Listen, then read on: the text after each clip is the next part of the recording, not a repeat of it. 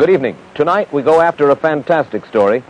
The story that flying saucers from other worlds are visiting our planet, just as we are exploring outer space with our own rocket satellites.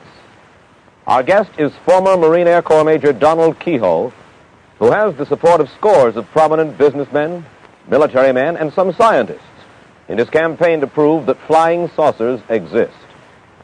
If you're curious to know why Major Keyhoe charges that the United States Air Force is deliberately deluding us when it calls saucer stories the bunk, if you want to hear his own evidence that the saucers are real, and his reaction to the claim of two Americans who say they've spoken with men from Venus, we'll go after those stories in just a moment. My name is Mike Wallace. And now to our story. Major Donald Keyhoe is the director of the National Investigations Committee on Aerial Phenomena.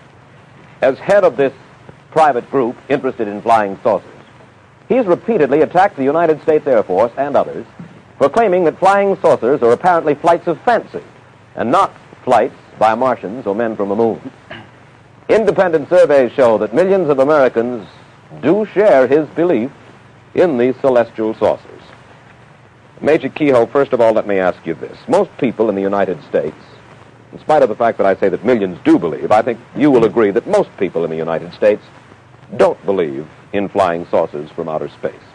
They probably hold the view of columnist Bob Considine, who wrote that flying saucers are products of, for the most part, quote, pranksters, half-wits, cranks, publicity hounds, fanatics in general, and screwballs, end quote. How do you feel about Mr. Considine's charge? Well, I know where he got the story. He got it from Colonel Watson out at the Air Technical Intelligence Center in Dayton. In fact, the colonel went even a little farther, and he said behind every sighting was an idiot, a crackpot, a religious fanatic. That included a lot of high-ranking Air Force pilots, incidentally, and many airline captains, people who were qualified to see these things. But he was just following out an Air Force policy. Well, now, you're not suggesting that Bob Considine is in the pay of the Air Force. He's an independent newsman with a considerable reputation. I mean the colonel. No, I have every respect for Bob Considine. In spite of the fact that he suggests that pranksters, half-wits, and screwballs are responsible for the stories about flying saucers. Well, I wish I could show him any time a list of about 800 witnesses, some of the big names in aviation, including up to the rank of colonel in the Air Force. Mm-hmm. They're still flying, and they're still carrying passengers. They've never been grounded. They're still guiding airliners in, the radar men are, night after night in bad weather. If they're screwballs and incompetence, why are they still on the job? Major Keyhoe, where do you think flying saucers are coming from? I don't know. There is an indication that they could be using Mars as a base. I don't mean they originate there, but every time Mars has approached us in the last 10 years, there's been a noticeable increase in saucer sightings. Mm-hmm. And that's been mentioned officially. In fact, the Canadian official project, on the basis of that, set up an observation station in Canada. You say the Canadian official project. What do you mean by the official? There was an official project called Project Magnet. And they set up an observatory at Shirley Bay to try to track these things. And what happened to the official project? You say there was a project. Yes, they ran for about a year, and they had one sighting on a gravimeter, which indicated that something, a very large object, had flown over there. But they finally decided they were spending a little too much money on it, I suppose. Well, certainly they wouldn't have thought that they were spending too much money on it if they believed that that kind of phenomena existed. A lot of people on the project are still working up there on their own time, and certain government officials have still kept the lid on their reports in Canada, just as they do down here. What is your theory? In other words, you suggest that they come from Mars or from other planets, from other solar systems possibly throughout the universe. Is that correct? Yes, and there are a lot of scientists who said the same thing. What is your theory as to the kind of people who fly these, or the kind of beings who fly these saucers? Well, that's speculation. Willie Lay said recently they'd be just like the man next door, the invaders from space, and his reasons may be good. But most of the top scientists have said that the odds are that beings from other worlds would not be like us. Some of them would be. Dr. Harlow Shapley, for instance, said that there probably were at least 100 million inhabited planets in the universe. And Menzel, who doesn't believe in saucers at all, says that he goes that high or even higher. And among those, they must be, by the law of averages, a certain number of planets that would be like the Earth. And if evolution started at the same time, why, you might have the same type of being. What do you think are the intentions of these people, for lack of a better name, of these people who are in these flying saucers? Well, there's been no evidence of any hostility. During the last 10 years, what we call the modern phase, there have been sightings before then. There have been some accidents, Air Force pilots chasing these things. Captain Mantell was killed chasing one in 48, and 2 pilots disappeared chasing one in 53 over Lake Superior. But I think those were just accidents. Just accidents. Why don't they try to communicate with us? What's your theory about that? Well, I'll follow some of the theories the Air Force people have said. They suggested to me back in 52 and 53, at which time we were cooperating. I had a lot of very good friends in the Air Force at that time. The policy was to give out the information. They were about to tell the people everything they had. And the theory was then that perhaps these beings were so much different from us that communication would be a very hard thing. They might not, for instance, have speech sounds like ours. That's one answer. Another thing, they might not be able to exist in our atmosphere. We're going to land on the moon, we'll have to wear spacesuits or else build air-conditioned buildings up there, air pressured. There could be lots of factors like that. Well, do you think they're down here when we do see them to look at us? I think that it's probably a long-range survey. A long-range survey. That's right. And yet no attempt, as far as we know in any case, of communication with us. There have been claims of communication, but most of those have been by individuals. The Air Force has not admitted that there's ever been one, and I don't know, our committee hasn't found any cases that we would accept as absolutely verified. All right, now, let's go at it from another point of view, if I may, the Air Force point of view. They agree, undoubtedly, objects have been seen in the sky. But the Air Force has said time and time again, and this is a quote from Richard Horner, Assistant Secretary of the Air Force for Research and Development. All but a small percentage of these reports of unidentified flying objects have been definitely attributed to natural phenomena that are neither mysterious nor dire, end quote. Weather balloons, mirages, ordinary sky phenomena like meteors, airplanes themselves. What about that? I'll answer that, but I'd like to make several points doing it. In 1947, the Air Technical Intelligence Center at Dayton, the top Air Force intelligence men and scientists under contract, sent a secret document to the commanding general of the Air Force saying that whatever these things were, they were real. In 1948, ATIC, the same group, sent a top secret estimate to the commanding general, Hoyt Vandenberg, said these were interplanetary spaceships. In 1952, there was an intelligence analysis of the maneuvers of these things, as seen by radar, triangulation, radar photographs, and in 53, the Central Intelligence Agency and the Air Force had a special panel of scientists meet at the Pentagon to tell them what to do. And after they got through, this group said, you don't have proof that these things exist, not scientific proof, but you have a very strong circumstantial case. We suggest you quadruple the investigation, set up special observation posts, in the meantime, release everything you've got to the American people. Now, you've got 4 documents there that they've been sitting on all this time. Now, and they have been spending a lot of money investigating flying saucers. If they don't exist, why the money? Why did the intelligence teams rush out every time there's a sighting? Now then, you have mentioned 4 documents that you claim exist. We've heard in the past that you have claimed that these documents existed. We've seen your literature in which you talk about the existence of those documents. So we spoke with the Air Technical Intelligence Center at the Pentagon earlier this week, and this is what we were told officially by them. 3 of the 4 documents Major Keyhoe refers to simply do not exist. The 4th document does exist. You can have a copy of it, Mr. Wallace, and you can see that it doesn't say what Major Keyhoe claims it says. We have a copy of it, and I quote to you from the copy. The Air Force document says just this. The panel recommends that the national security agencies take immediate steps to strip the UFOs of the special status they have been given and the aura of mystery they have unfortunately acquired, we suggest an integrated program designed to reassure the public of the total lack of evidence of inimical forces behind the phenomena. And again, as I point out, Secretary Horner says it simply ain't so. Now, why? The point really at issue here, it would seem, Major Keyhoe, is this. Why do you believe that the Air Force says that nothing is going on? Why do you believe that it's a fairly serious charge that I know you make. it is. You make the charge that the United States government is withholding from the people of the United States certain very important information.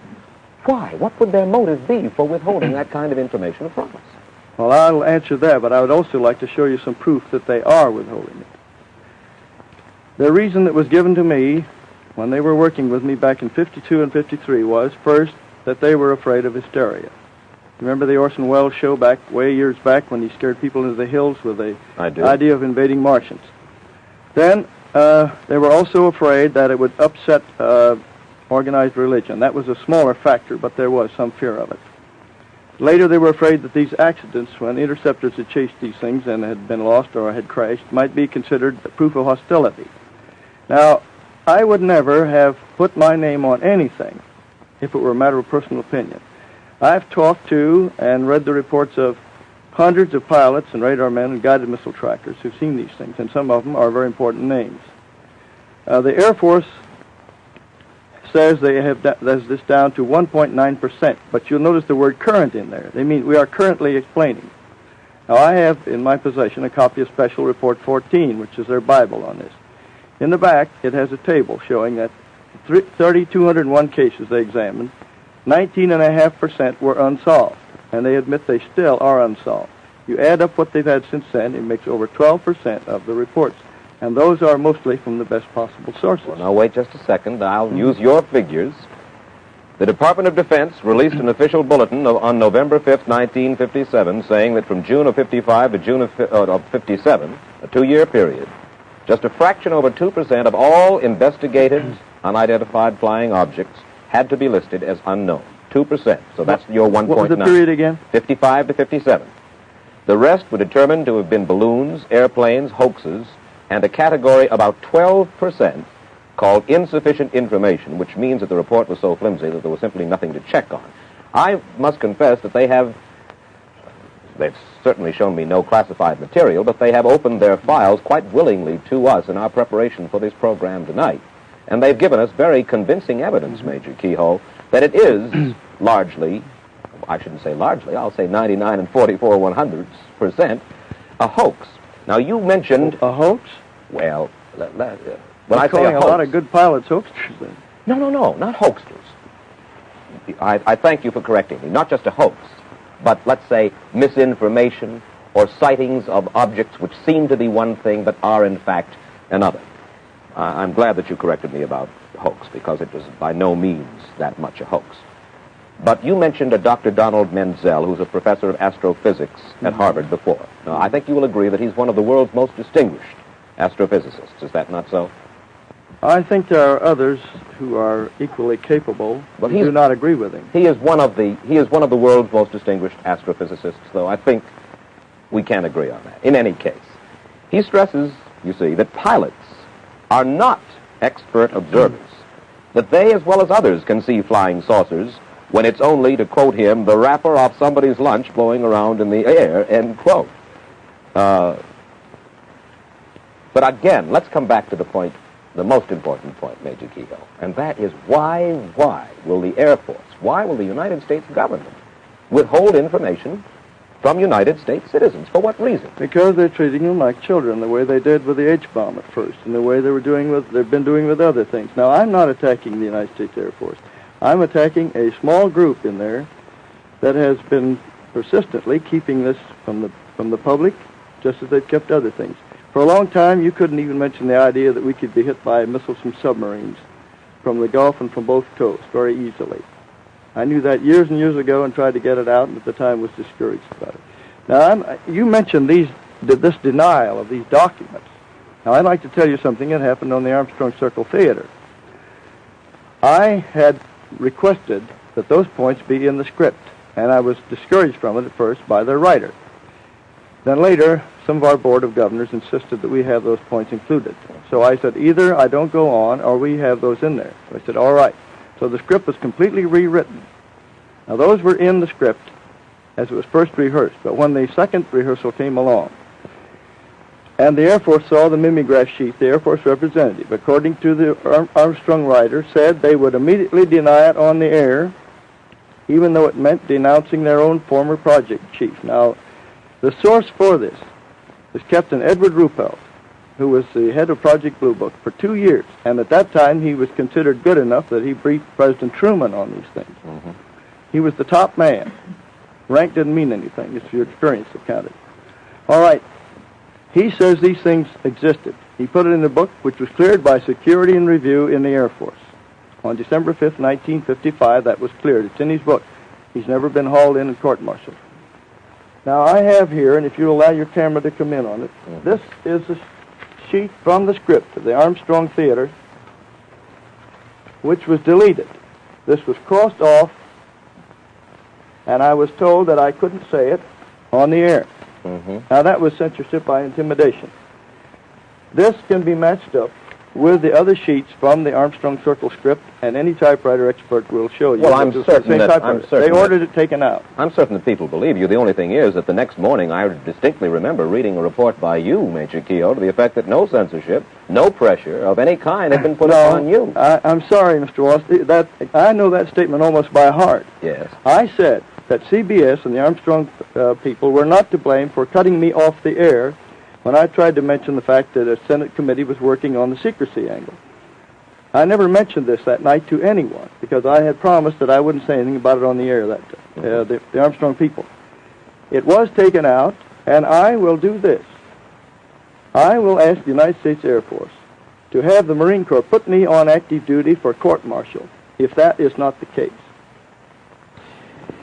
Major Keyhoe, I understand you have 3 new reports on file, which, in your opinion, you have them currently on file. And they're new reports. And these, in your opinion, would convince every person in this country that flying saucers are a fact. Is that correct? They should convince a lot of people because of the names involved.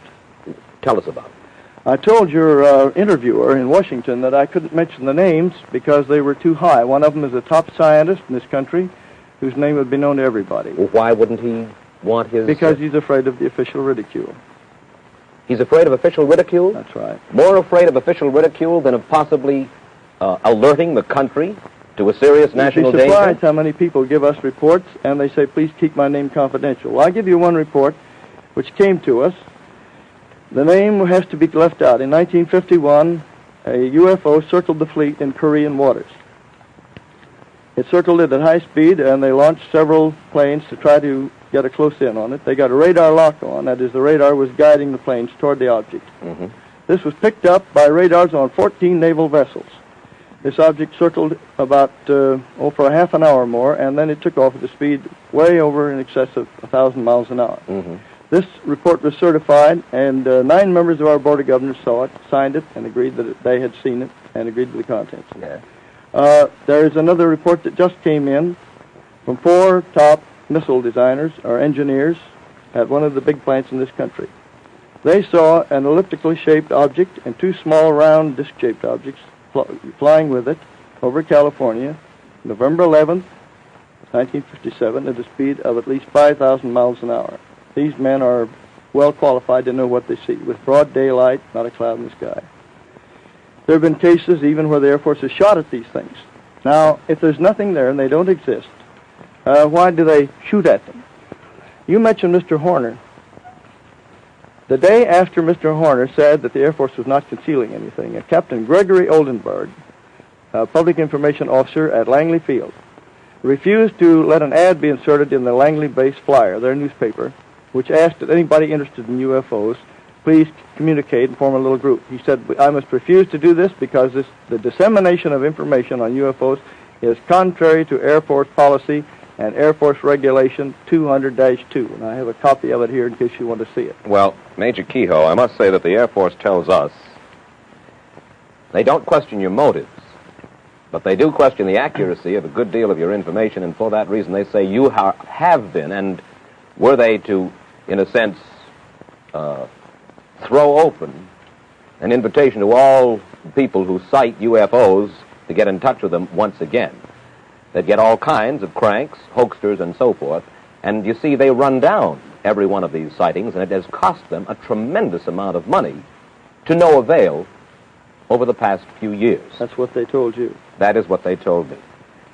Now, sir, in a moment I'd like to ask you this. In the past few years, millions of flying saucer enthusiasts have become excited about the stories of two men, George Adamski and Howard Menger. Both of them claim to have seen flying saucers. Menger claims to have been given a ride in one by some creatures from Venus. Adamski says he's chatted with a man from Venus in the California desert. I'd like to get your reaction to those stories. And all right, Major, about George Adamski and Howard Menger, both men claim to have talked with men from Venus. Menger claims that he's even taken a ride on a flying saucer. Do you believe them? No. You think they are hoaxsters? We do not accept any reports of these so-called contactees without more evidence. We've asked them to submit their claims and take lie detector tests. We don't throw them out. We simply say we'll give you a fair chance. I think that's the least important part of the picture. The most important part is the weight of evidence from hundreds of competent people. And I'd like to name a few. Captain Richard Case, American Airlines. Captain C.S. Childs, Eastern Airlines. Captain T. Kravitz, TWA. Robert Dickus, TWA. Colonel Donald J. Blakesley, U.S. Air Force, a wing commander.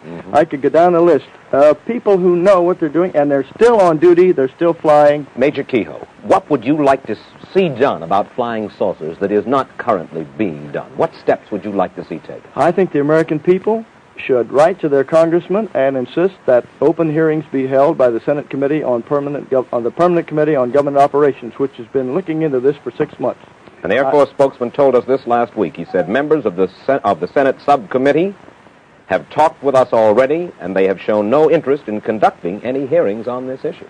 I talked with the chief investigator within the last 2 weeks. I gave him a lot of information, and I gave him data on one case where an airliner was sent to chase one of these things, and the passengers kept in ignorance of it at that time. That involves 2 government agencies beside the Air Force, which has refused to release the report.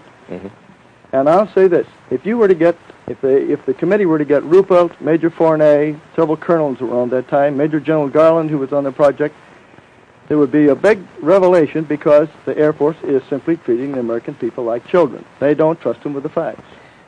You know, here is an interesting question, Major. The United States and Russia have started sending satellites into the sky, and we may be hitting the moon with a rocket soon, possibly Mars.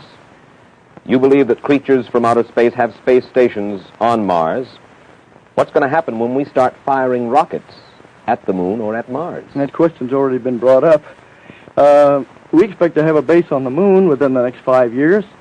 It's possible that there is a base on there. I don't say there was any proof of it. Is it possible we're going to start an interplanetary war when we start sending our rockets to the moon and to Mars? In 1955, General Douglas MacArthur said the next war would be an interplanetary war, and we'd have to unite against people from other planets. One last question, Major Keyhoe.